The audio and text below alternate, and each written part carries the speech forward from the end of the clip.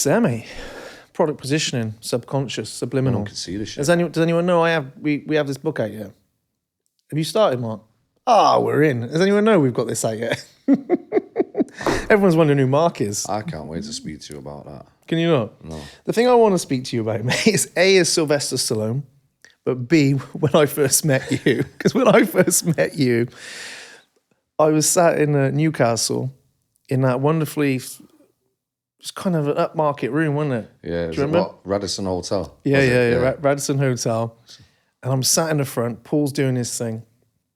He's selling a course. And then you rock up. It was like $3,000 this course or something. What was it? Yeah, a couple of grand. Yeah. And everyone in there is like personal trainers.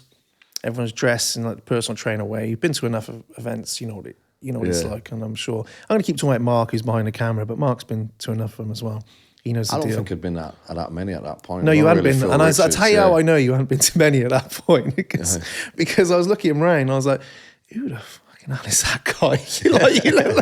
Because you had that all white Sergio Tacchini tracksuit on, Jesus. and you take the mick out of my clothes, and you had a bit of hair, and you were never as built as you are now. No, I was coming out my fat stage. Yeah, you looked like you lost a lot of weight, and I was a slim fat guy.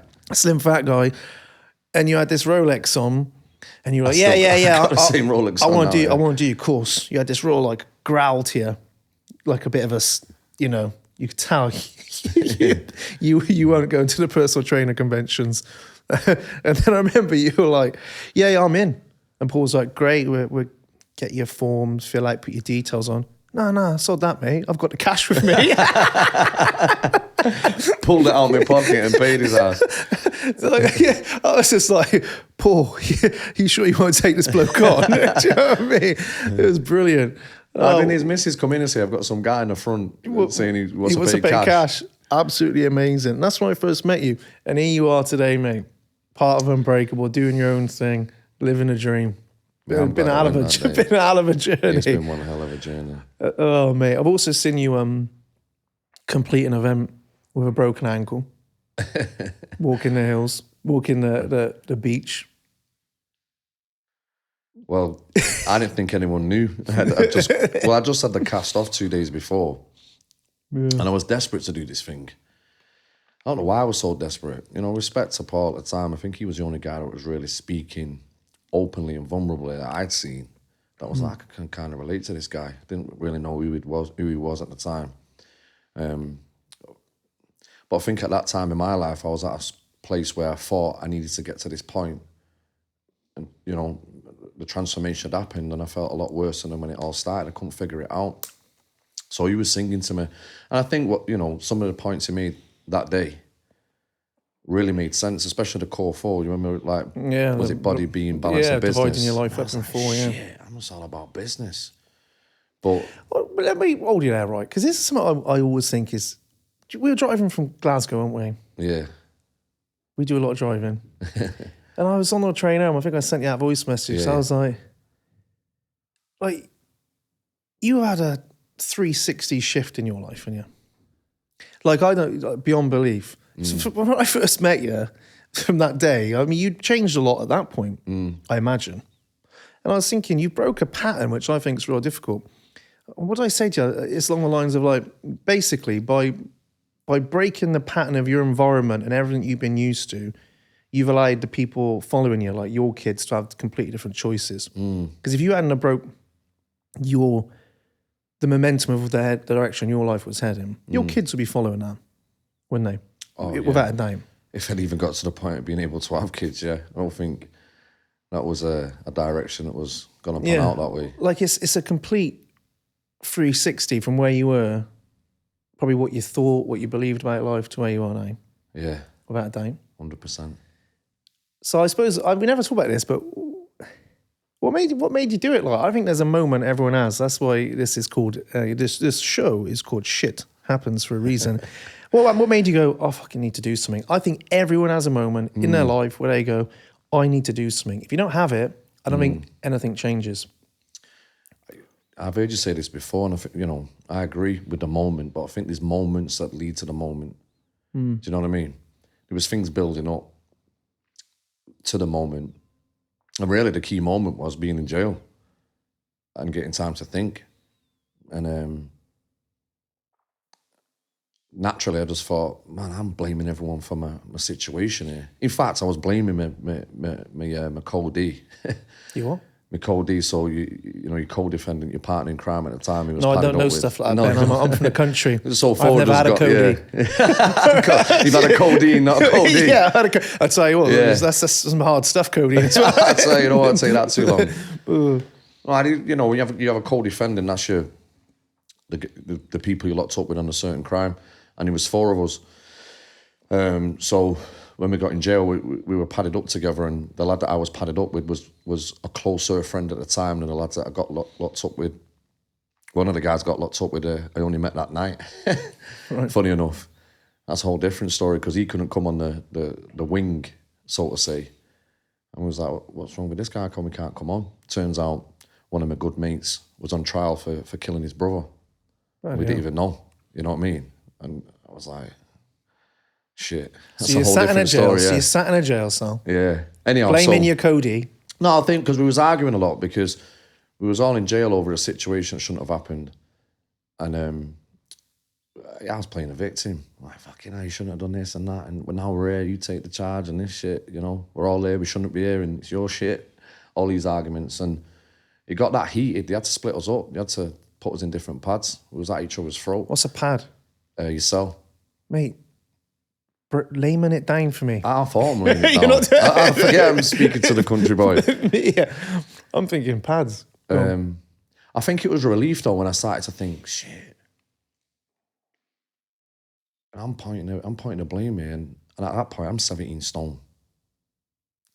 You know, a real angry, entitled victim. Looking back now, I didn't have them terminologies and didn't have that knowledge then at the time, but I remember thinking, maybe Christian's right. You know, we're all here because we was all there. And but you know, I'd already started asking questions, because I know leading up to this, there was a situation where my mate had been shot dead by my best mate's friend, you know. And out of all the friends that I've lost through could say, you know, gang violence, I think that was the one that I started asking questions like, this shit ain't right, you know. You go to a funeral to put your friend to rest, which is someone's son, someone's brother, you know, someone's family member, someone's friend. And then, you know, that funeral gets shot up and another lad loses his life. Funny enough, his younger brother was shot like 5 years before and lost his life. That's now, you know, a mother that's lost 2 kids. So I was already asking questions at the time, thinking, something don't feel right. In my heart, it didn't feel right, you know? But your worldview is still the same. So I remember just thinking, you know, I'm the reason why I'm here. I'm the reason why I'm 17 stone. I'm the reason why I'm overweight. I pointed the blame for so long, which I think, you know, is a bit of a defence. I know, you know, maybe there is valid points of pointing, going, shit, you know, how's this happened? It shouldn't have. And Do you think that's one of the things I say for now with you? The one thing that fires you up the most about people as well, in it, when they're being entitled, when they're not taking responsibility, when they're not like, if someone's in that zone, you're like. And it's not even like pointing it out. I just know it leads to nowhere. I think you can only understand the victim. I'm an expert victim. Yeah. Do you know what I mean? You know, when I'm entitled, and I'm not like, you know, I'm some rich kid, I want to be entitled, but I mean, entitlement, little or small, just, it serves no purpose. Well, maybe it does as feedback as this isn't the right thing, right? Because everything has its purpose or some. Yeah, I think we all do it. I don't think it doesn't matter if you're on the streets doing something. No. I don't think if it's, you know, somebody who's been fortunate to be born into amazing circumstances. I think we all get entitled and we're all victims on time, aren't we? I was playing the victim the other day because I was certain that the internet provider was messing with my shit because I needed to get my 16-year-old daughter's card in, you know, this Moonpig card. And I'm like, only happening because I'm trying to, you know, like playing the entitled victim. And so it's part of the difference is having the awareness, right? It's demoralising. Of course it is. So the reason why I get on people's back straight away is you got to nip that shit in the butt. And I know where it's going, you know. But also, it was the eye-opener that made the difference. Because at the beginning, I knew then. Well, I had this idea, I thought, well, if these decisions have got me here, then surely if I make better decisions, then it's got to lead to a better place. And all what I had then was faith. You know what I mean? Like, I just knew that something needed to change, which was an absolute... It didn't change immediately for you, though. It changed immediately. It didn't. No, hell no. No, it didn't. Do you know what I mean? It must have been, like you said, in the cell, you're thinking, hey, man, I need to do something Yeah. here. Like, what's going on here? We're all arguing, we're all blaming it. And then you come out, and then you got other things going on. Yeah, exactly. Well, it wasn't a thing like I've come out, I need to change my life type of thing. I just remember thinking, shit, you know, I need to take responsibility for where I'm at. And to be truthful, I don't think it was mentally. It was physically. You know, 17 stone, you've seen a couple of guys in shape. Started doing a bit in the gym, in jail. One of my best mate now, who I call a brother, he was gym orderly at the time, he was getting us in the gym. And I remember actually starting to feel better, you know what I mean? I'd not felt good for a long time. At the time I felt better when I was, sedated in Summit, you know? Yeah, I reckon, I'm thinking about this. I think sometimes we don't know we don't feel good. Yeah, exactly. It's like, I think, do you know what I mean? It's like, even like when you're just not looking after yourself, you don't realise until you start doing a bit and you're like, actually, I wasn't feeling that good, was I? Do you know what I mean? When you're in it, and you. That's what I think. Like when you're fucking 17 stone, fat, overweight, you probably don't think, your reference of feeling good is different to when you're in shape. You don't have a reference because you just, all you know is to feel like shit. And then, but you don't know why you're feeling like shit. That's an issue that I think, only now looking back, is what keeps people stuck. You know, you don't actually know why your energy's low, or you feel like shit, or you're fixating on things, or you don't know what the food you're eating are having a massive impact on your health, or your sleep is having a massive impact on your energy. Yeah. You know what I mean? The times of sleeping, you have no schedule, no routine, no nothing. Every day is just about waking up and trying to make a buck.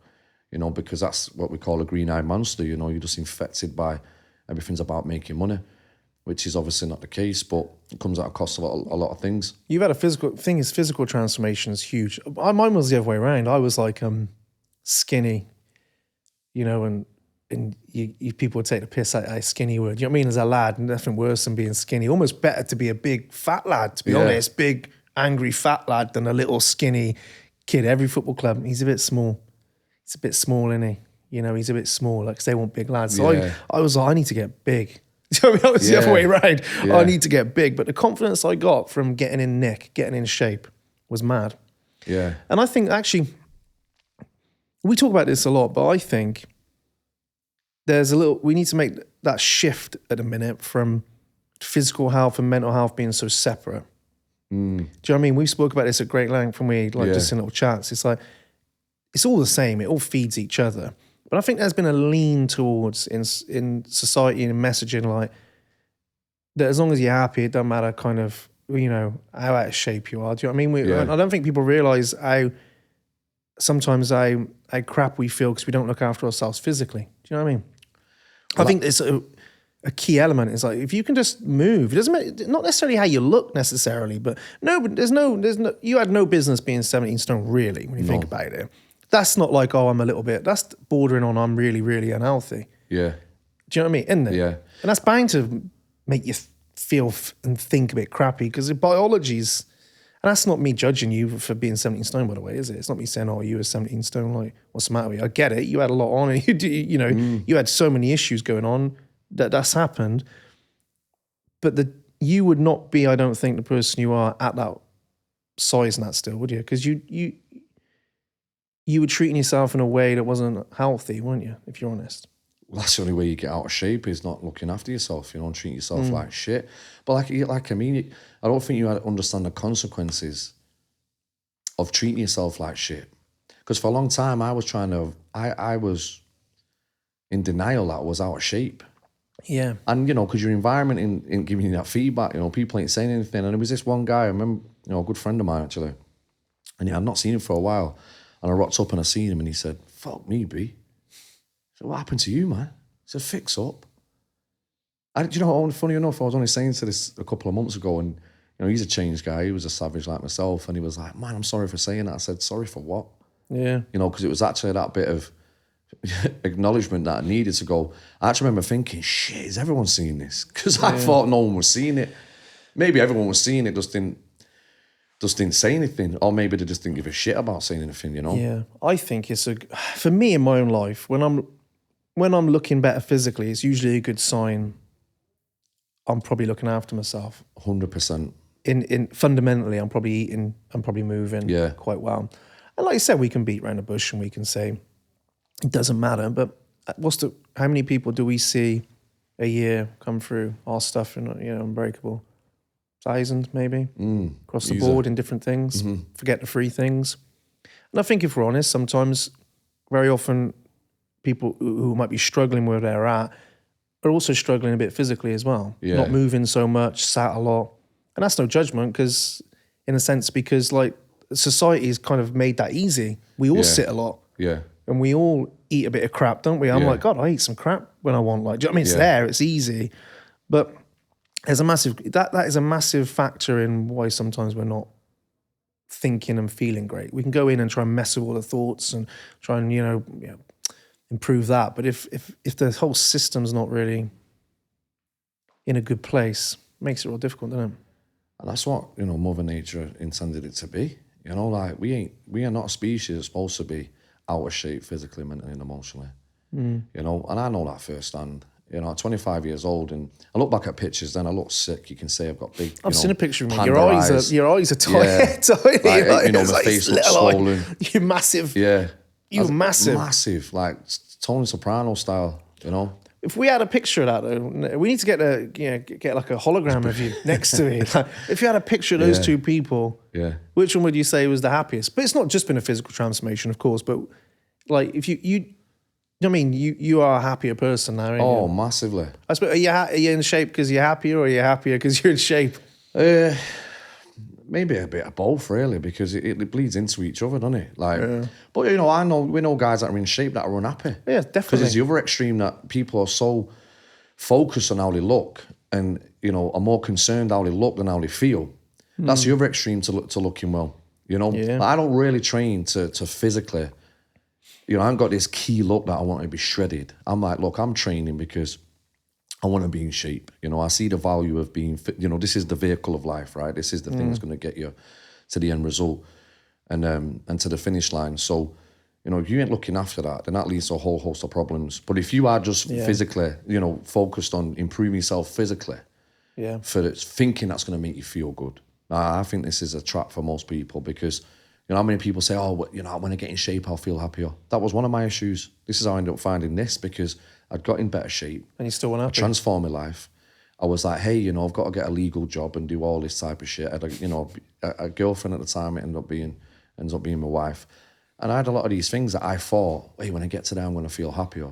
And actually, the disconnect was catastrophic because I remember being a lot lonelier then because I left a lot of people behind.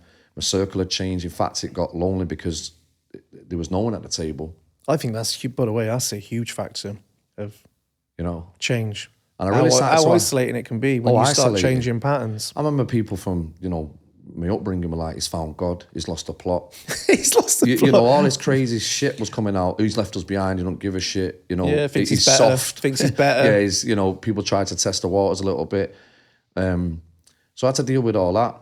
People, again, entitlement from old friends, things like, you don't phone me anymore, I might phone you. Well, you don't, there's no handouts like I used to. Because I think growing up, and you helped me with this, right? My heart was so big, and helping people for me. I never told you where helping people really set fire for me. Ever told you the story? So there was a guy. Tell me the story. Yeah, there was a guy in primary school called David Loftus, right? And it's funny how we're even speaking about him because I seen his sister on Facebook just as I come off. And it brought it all back. I completely forgot about this guy, which is pretty bad because he was probably my best mate growing up in school. And he had some type of leukemia, right? And he lost his eyesight. And I remember I used to have to take him to the toilet in school. And I remember this like it was yesterday. And I wasn't, maybe I'd had a piss, I don't know. But I remember standing at the sink and he was having a piss and he said, I'm not afraid of going because I think I'm going to get my eyesight back. No, mate. Right, honestly. And people, you see, in these sticky situations like that, you see courage at its finest sometimes, you know. Like I've seen it, I've witnessed this a few times, Lisa's sister, another one. And you know, is this the right word, fascinated? Because I'm intrigued that way. Like, I really connect with that type of behavior or energy, you know, when people are just seeing the... What happened? What? Well, he passed away, but I think that my way of caring for him, maybe that was the start of it, because I still have that feeling that I had for him that day. You know, where generally, you know me, I generally give a shit about the people I love. And we'll go to your own detriment. Yeah, which has been in the end, right? But that's always been a feeder, and now I've been able to control that. You know, it's obviously having a better result, but...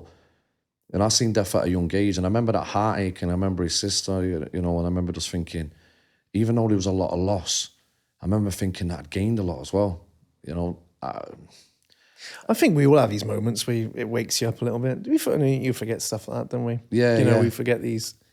But it then led on to this feeling of needing people's approval, acceptance, and this way of... I was going to come down to this, because I think a lot of it, you know, we're talking about getting in shape. You said, you were really in shape and at your unhappiest.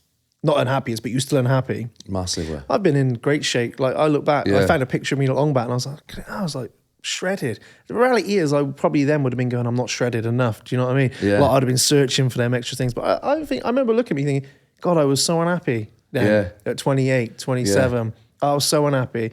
And I think when I pin back to a huge amount of my own journey and what you were talking about there is like, I think really I was just looking to be enough all the time. Looking to be accepted, looking to be kind of like, I'm enough, to be accepted by, but ultimately it was by myself, wasn't it? But to have a level of like, I had no self-esteem, I don't think, no self-worth. It was like always trying to gain some kind of approval. Do you know what I mean? And I think that is at the root of most of the struggles we have as human beings, this desire to be accepted for who we are.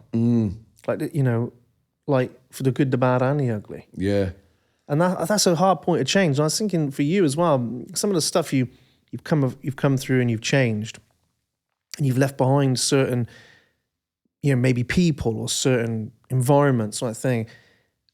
There comes a level, I think, well, from my own experience, I'm not going to put words into your mouth, but where you're like a little bit of guilt, sometimes a little bit of frustration, a bit of shame almost through you've been, and shame through you've been, and then guilt for like getting away from that on times. Yeah, you helped me with that a lot, right? But maybe Paul, a few people have helped me with that. Because you remember when I started transitioning, I started to be a better man. Looking back, I was like, man, I've done some gnarly shit. You know what I mean? I've been. If you're honest though, be honest. It's hard to admit. I bet you were an insecure man back then. Listen, I've said to you before, this comes from insecurity. And this comes from insecurity because although it's like, oh yeah, primary school, and my friend David gave me a lesson there that, you know, has really probably shaped me to the man I am.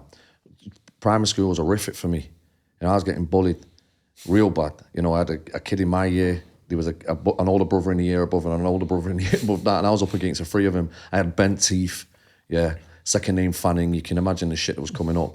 And I was terrorised, you know. So maybe the insecurity comes from that because, you know, flip forward into high school when I actually knocked this kid clean out.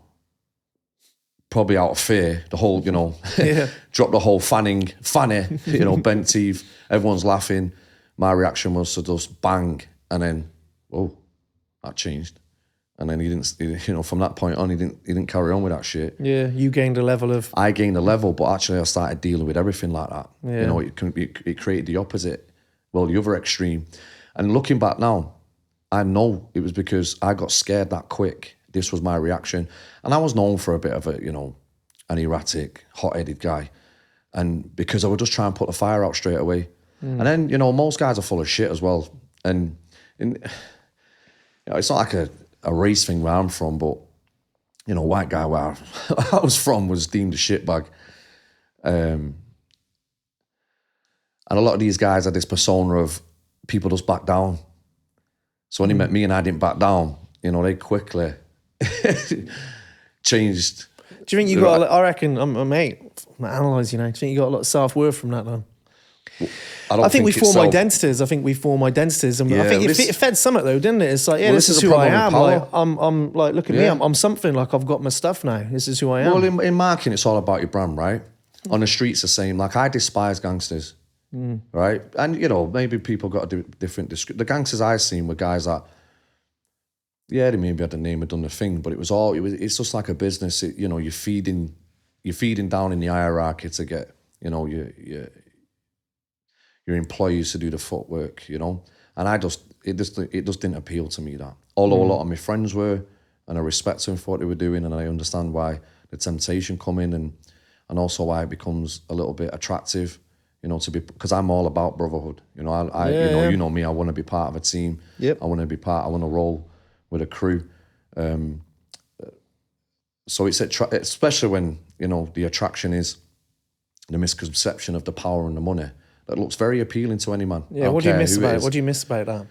Miss about that world? Yeah, because I watched an interview with one of the top mafia dons who'd come out and not got killed, not gone to jail, because basically made everyone a shitload of money. Yeah. And he was like, what? Yeah. He was like, that world is so appealing to men and young boys. And he explains why, I'm not going to say. And they said, what do you miss about it? And I'm not going to say what you missed about it, but he missed something. What do you... Well, there's a lot of things that I miss about it. I think the extremes I miss. I really miss the extremes, you know. The only way I can put it, you got guys that go to war and come back. They struggle with civilization, right? With normal day-to-day 9-to-5 stuff. I really struggled with that for a long time. Remember I told you the story about me saying to my girlfriend at the time, I think everyone was trying to stab me in the back at this job. Remember? Yeah.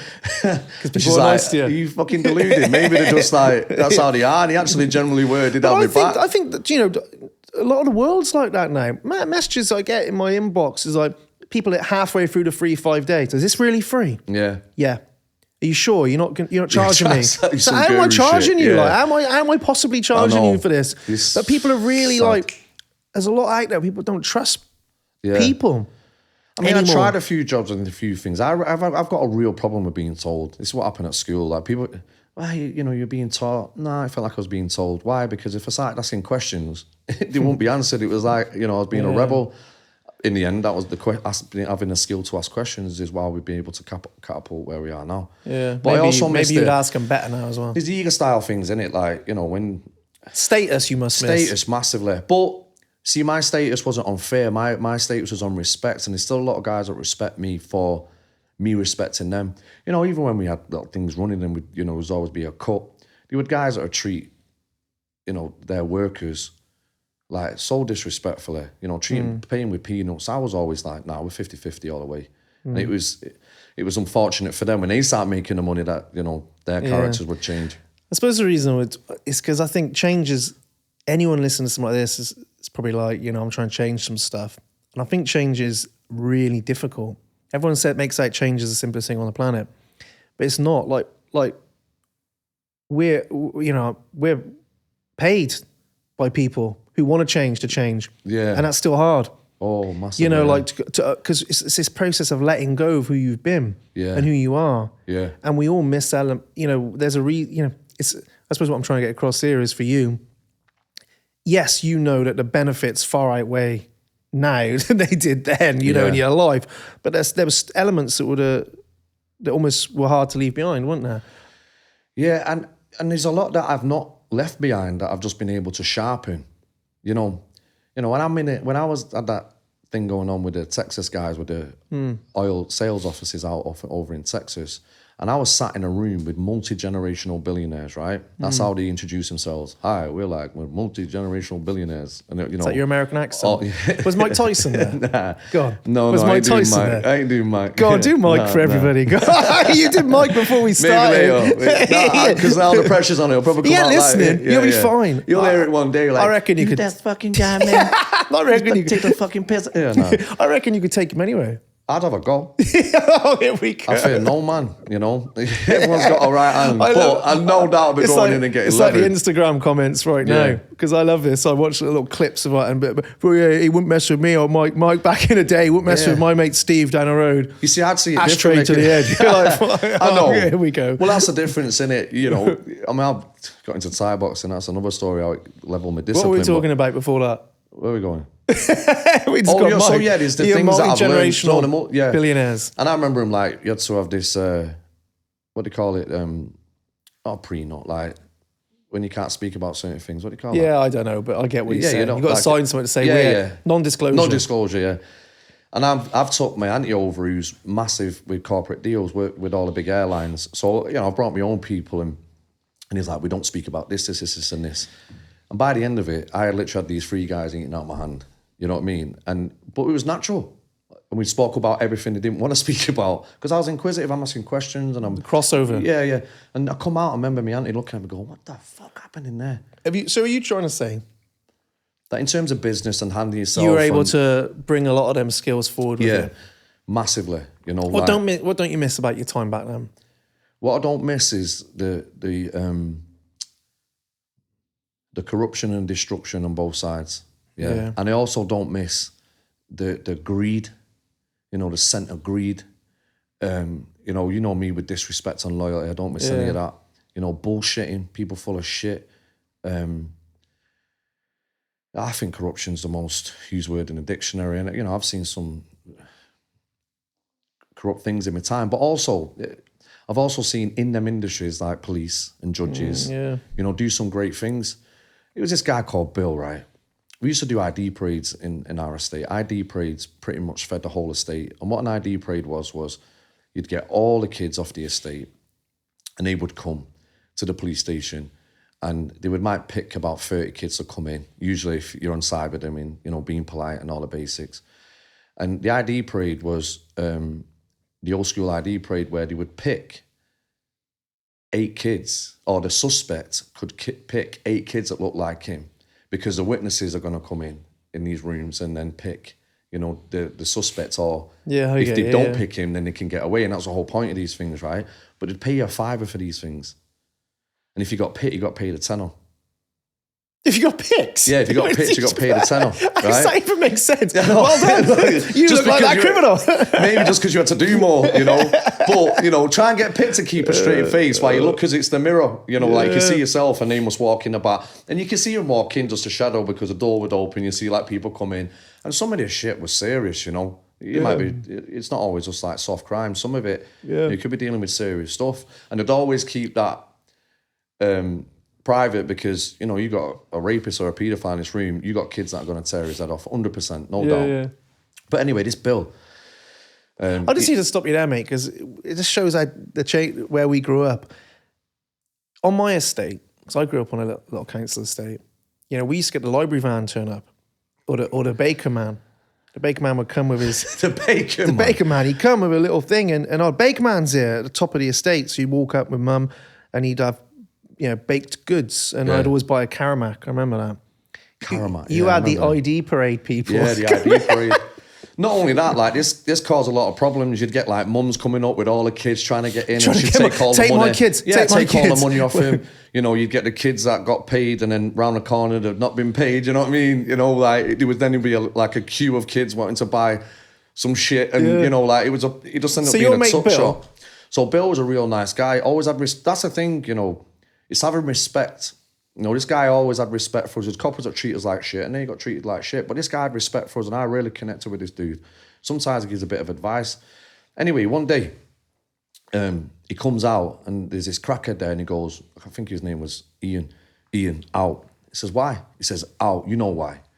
And he's like, I don't, boss, I don't. And he says, get out before I embarrass you in front of everyone. He's like, oh, fuck you, you know better than all that. And he goes, I wish you died that day. And I thought, wow, what the fuck was he on about? Anyway, he runs off. And it turns out that he had robbed the clock, a shitty £5 clock, out the ID parade room where you all wait, you know, and that's why he got banned. Turns out this copper was wrestling with some dude with a gun in his career as a, you know, on foot patrol. And they were wrestling, and this gun hit the floor and went off. And that's what he was referring to, yeah? 2 days later, Bill says he sees this crackhead, like black and blue. He'd had a beating, you know what I mean? And I remember him saying, Fanny, you won't have anything to do with OD and getting hospitalised with you. I was like, don't know what you're on about, sir, yeah? Do you know when that man left, I'd love to see him again, because I have heard he's still alive, this fella. He gave me a box of chisels, wood chisels. He'd heard that I was kind of doing some joinery stuff at the time, yeah? Some guy took us on, didn't really work out anyhow. And he said, whatever you do, son, you carve away. You carve your own life, you know what I mean? And I'd love to, I think I've still got these chisels, I'd love to give it him back and say, mate, I did. You know what I mean? So well, it just you shows, should pass them on. Huh? You should pass them on to somebody. Yeah. Pay it forward, that's the way it goes, isn't it? I mean, look, man, he was, I've had a copper that, we had an argument, a real argument. My cousin had died on a bike with another friend of mine. We'd had the funeral. These police were from another estate of mine. And we was with the boys from that estate because my cousin used to run with this other crew. And he pulled us over. It was in my dad's car. So there was no reason to pull us over in my dad's car. It wasn't like on the list or something. And we get out and I'm drinking a bottle of Wicked, right, in the passenger seat. Why am I in the passenger seat? Because I was pissed and my mate was driving the car. And he says, pour that away. I says, I ain't pouring shit away, mate. He says, pour it away. I take another sip, looking at him in the day, I ain't pouring shit away. It's my cousin's funeral, you know what time it is. I ain't pouring nothing away. And there's no reason why I want to be pouring it away. And he was a guy, his partner we used to call him Turbinator, right? Because he was an Indian fella with a turban. And what a name for a copper. And he was a cool guy, to be fair. Anyway, me and his copper starts arguing. And he was a serious copper at the time. Everyone was frightened to death of him. The lads on the estate that were now like, shut the fuck up. They can see where it's going. And I've offered this guy out, yeah? And he's up for it. He's like, get in the grass. I'm up for it. I love that. Mate, it's going to go off. This is a scene. His partner is pulling him back. I've got my lads pulling me back. And he ends up just shouting and jeffing and names. I remember him saying, you think you can speak to fucking, the police on this estate as you do in your estate? You got another thing coming? I can't. Kind of giving the police a bad credit where I'm from. And he got left at that, right? He spun off, we spun off. Mate, a month later, he sees one of my mates. He's got his firearm out. He was arm response. And he says, where's that little fucker? With his, his firearm. I was that scared I bought a pink phone.